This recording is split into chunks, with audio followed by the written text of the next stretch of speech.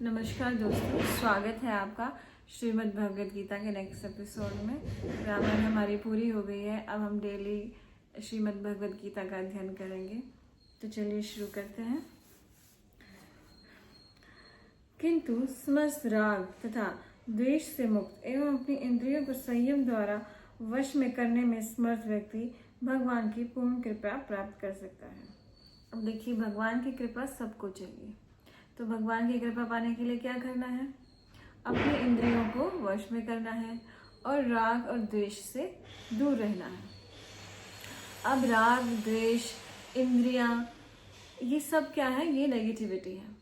Negativity को दूर करने के लिए क्या चाहिए? पॉजिटिविटी। अब एक गिलास में गंदा पानी है, उसमें आपको साफ पानी भरना है, तो उसके ऊपर आप साफ पानी डालते रहिए।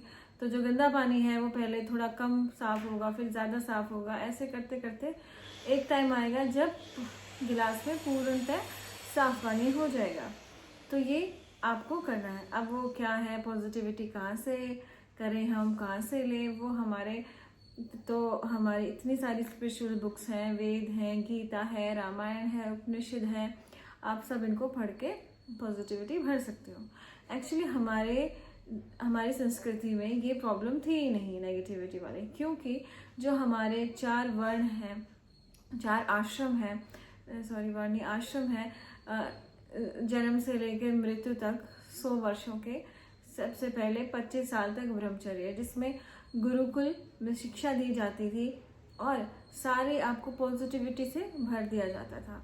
आपको ये भी सिखाया जाता था कि रोजी रोटी कैसे कमाएं, और आपको ये भी सिखाया जाता था कि जीवन को कैसे जिए।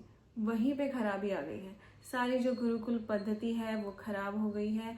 वहाँ से हमने जो पहला अपना आश्रम है वही पूरा नहीं किया। फिर हम गृहस्थ आश्रम में चले जाते हैं, फिर हमें पता ही नहीं होता कि उसको कैसे जीना होता है। फिर वही आपस में लड़ाइयाँ, उससे फिर वही अपनी इंद्रियों का भोगों में हम घुस जाते हैं। अपने मन को संयम नहीं कर पाते हैं, जिससे फिर हमें दुख ही प्राप्त होते रहते हैं। और फिर हम भगवान की कृपा मांगते हैं, भगवान मेरे जीवन को सुखी बना दो। लेकिन कैसे बनेगा जब हम अपनी इंद्रियों को ही वश में नहीं कर रहे हैं? तो चलिए, कोई बात नहीं। अब हम क्या कर सकते हैं? हमने तो गुरुकुल में शिक्षा नहीं ली, तो अब हम क्या करते हैं? अब हम स्पिरिचुअल बुक्स पढ़ने लग जाते हैं। फिर वो धीरे धीरे वैराग्य उत्पन्न होने लग जाता है, जिसकी वजह से ना हम गृहस्थ आश्रम में रह सकते हैं, ना हम वैराग्य उत्पन्न होने के कारण हमें ऐसा लगता है कि बस छोड़ के चले जाएं सब कुछ। तो उसमें आपको संयम कैसे करना पड़ेगा? अगर आप पॉजिटिविटी को इतना नहीं भर सकते, टाइम ही नहीं है, तो नेगेटिविटी से दूर रहें। ऐसे दोस्तों से, ऐसे ऑफिस में कलीग से दूर रहें जो नेगेटिविटी फैलाते हैं। ऐसे लोगों के साथ रहें जिससे आपको पॉजिटिविटी मिलती है, या जो आपके भले की बात करते हैं। या फिर ऐसे कोई भी नहीं मिल रहा है तो अपना एकांत में रहें, शांत रहें। या फिर और क्या है? योग। अब जब हमने गुरुकुल की शिक्षा नहीं ली, तो योग एक इतना अच्छा साधन है अपने जीवन को संयम और दुखों से दूर करने के लिए, इंद्रियों को वश में करने के लिए। अष्टांग योग है। अष्टांग योग का आप एक चीज़ भी अपना लोगे ना, जैसे सत्य है। अष्टांग योग का जो पहला यम और नियम, जो 2 पहले हैं, उनमें से एक सत्य भी है क्योंकि उसके भी 10 पार्ट हैं। तो जो सत्य को आप अपना लोगे ना, क्योंकि जो लोग सच बोलते हैं वो लोग बहुत कम बोलते हैं, और जो लोग झूठ बोलते हैं वो लोग बहुत ज़्यादा बोलते हैं। क्योंकि झूठ को उसको वेरीफाई करने के लिए या उसको सच दिखाने के लिए झूठ को बार बार बोलना पड़ता है। तो इसलिए सच बोलें और कम बोलें। अपने आप ही आपका बोलना कम हो जाएगा जब आप सच बोलोगे। तो जितना भी आप शांत रहोगे, योग करोगे, तो वो जो ब्रह्मचर्य का आपका लॉस हुआ है, गुरुकुल की शिक्षा का जो लॉस हुआ है, वो धीरे धीरे पूरा होगा और आपका जीवन सुखमय हो जाएगा। भगवान की कृपा आपको मिलेगी, क्योंकि आपका राग द्वेष उससे खत्म होगा। अब राग क्या है? राग मोह का ही एक बड़े स्तर पर उसकी चीज़ है। जैसे किसी छोटी सी चीज़ से हमें मोह हो जाता है, लेकिन जब वो हमें मिल जाती है तो उसमें मोह खत्म हो जाता है। लेकिन राग क्या है? मोह, ऐसा मोह जो आपका छूटता ही नहीं और बढ़ता ही जा रहा है। तो वो क्या होता है? वो राग होता है, तो उस चीज़ को हमें हटाना है। तो मैंने आपको बता दिया है कि गुरुकुल शिक्षा नहीं मिली तो अब हम योग के द्वारा इस चीज़ को अपना सकते हैं। नेगेटिव लोगों से दूर रहना है और अपने अंदर पॉजिटिविटी भरते रहना है। नेक्स्ट देखते हैं, इस प्रकार से कृष्ण भावना अमृत में तुष्ट व्यक्ति के लिए संसार के तीनों ताप नष्ट हो जाते हैं और ऐसी तुष्ट चेतना होने पर उसकी बुद्धि शीघ्र ही स्थिर हो जाती है। इसका कहने का मतलब क्या है, जब आपको भगवान की कृपा मिल जाएगी, जब आप अपने इंद्रियों को वश में कर लेंगे और सारे राग द्वेष को ख़त्म कर देते हैं, तो आपके जो तीनों कष्ट हैं, आध्यात्मिक कष्ट, आदि भौतिक कष्ट और सांसारिक दुख, वो सारे तीनों के तीनों दुख आपके ख़त्म हो जाते हैं। और जैसे ही हमारे दुख ख़त्म होते हैं, हमारी बुद्धि है वो स्थिर हो जाती है। ना उसमें खुशी होती है, ना उसमें जलन होती है, ना उसमें दुख होता है, वो स्थिर हो जाती है। जैसे हम सोते हैं उस टाइम हमें इतना आनंद आता है, क्योंकि हम किसी भी अवस्था में नहीं हैं, हम सुप्त अवस्था में हैं, हमें पता ही नहीं हमारे साथ क्या हो रहा है, हमें एहसास ही नहीं होता सुख और दुख का, राइट? क्योंकि हमने अपने मन को शांत कर दिया है। अगर आपका मन शांत नहीं है तो आपको नींद आ ही नहीं सकती है। तो बस हमें अपने मन को शांत कर लेना है। जैसे हम अपने मन को शांत करेंगे, हमें नींद आ जाएगी, हमें सुख की अनुभूति हो जाएगी, हमें प्रभु की कृपा प्राप्त हो जाएगी, हमारे सारे दुख खत्म हो जाएंगे। और ये देखिए, जब हम इस जर्नी में चलते हैं ना, तो बहुत ज़्यादा हमें प्रॉब्लम्स आएंगी, क्योंकि आपने जो जर्नी स्टार्ट की है, आपने जो रास्ता अपनाया, वो बहुत कठिन है और दुनिया के 1% लोग भी इस रास्ते को नहीं अपना रहे हैं। तो आप ये सोचो कि अरे हमने तो स्पिरिचुअल रास्ता अपना लिया, लेकिन उसके बाद तो हमारे जीवन में इतने कष्ट आ रहे हैं।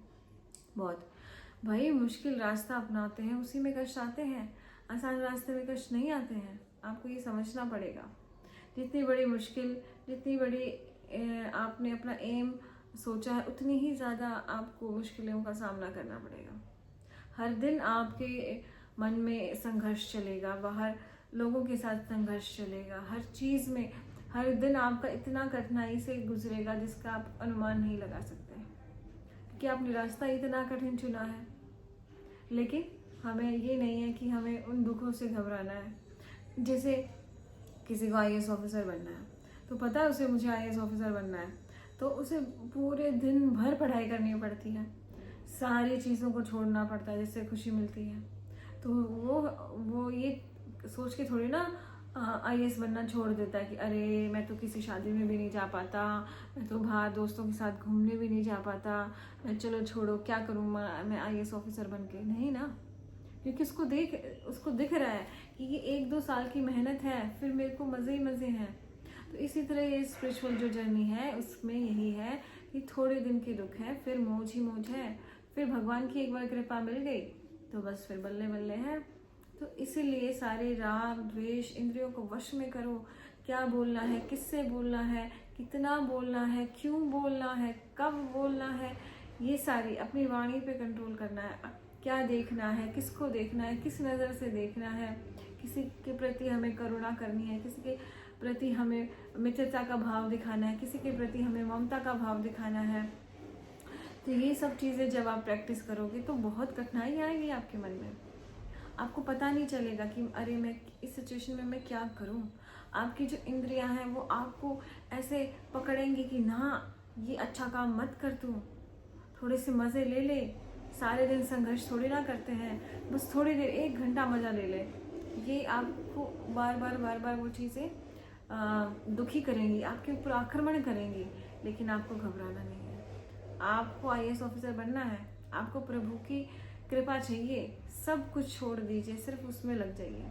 और एक बार जब आपने वो चीज़ हासिल कर ली तो आपकी बुद्धि स्थिर हो जाएगी, फिर आपको किसी बात का डर नहीं है, क्योंकि आपने वो काम हासिल कर लिया है। अब कोई भी संकट, कोई भी आपके साथ कुछ भी हो, आप उस चीज़ में घबराएंगे ही नहीं, क्योंकि आपने पेपर पास कर लिया है भाई।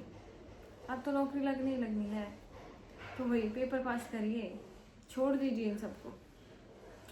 तो उसमें योग को अपनाइए, अच्छी अच्छी किताबें पढ़िए और प्रैक्टिकल यूज़ करते रहिए उन चीज़ों का। और कुछ भी आपको अड़चन आ रही है तो भगवान से आंखें बंद करके प्रार्थना कीजिए, भगवान मैं इस सिचुएशन को कैसे सॉल्व करूं, अब इतनी बड़ी कठिनाई आ गई है, मैं इसको कैसे सॉल्व करूं। तो ईश्वर आपकी ज़रूर मदद करेंगे।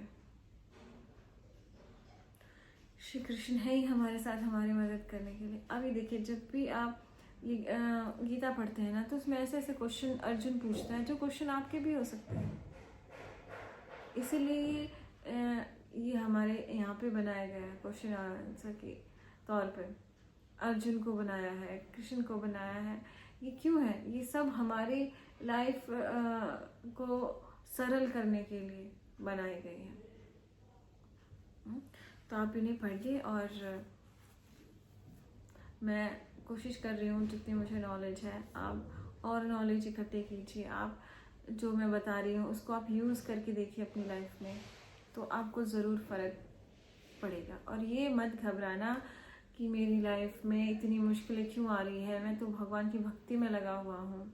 तो वो इसीलिए आ रही है क्योंकि आपने एक मुश्किल पाथ चुना है। आसान पाथ पे मुश्किलें नहीं आती हैं, और आपको ये लगने लग जाएगी ना, अरे मेरी लाइफ में तो बहुत इजीनेस आ गई है, तो आपको समझना चाहिए कि मैं कहीं किसी गलत पाथ पे तो नहीं जा रहा हूँ। इतनी सरलता कैसे आ गई है मेरे जीवन में। हर पल कठिनाई आएगी जब आप इस रास्ते पर चलोगे। तो आज के लिए इतना ही। आशा करती हूँ आपको पसंद आया होगा मेरा विचार। अगर नहीं आया तो मुझे कमेंट में ज़रूर बताइए, आया है तो भी कमेंट में बताइए, कोई कमी रह गई है तो बताइएगा, कोई आपका अच्छा सुझाव है तो बताइएगा।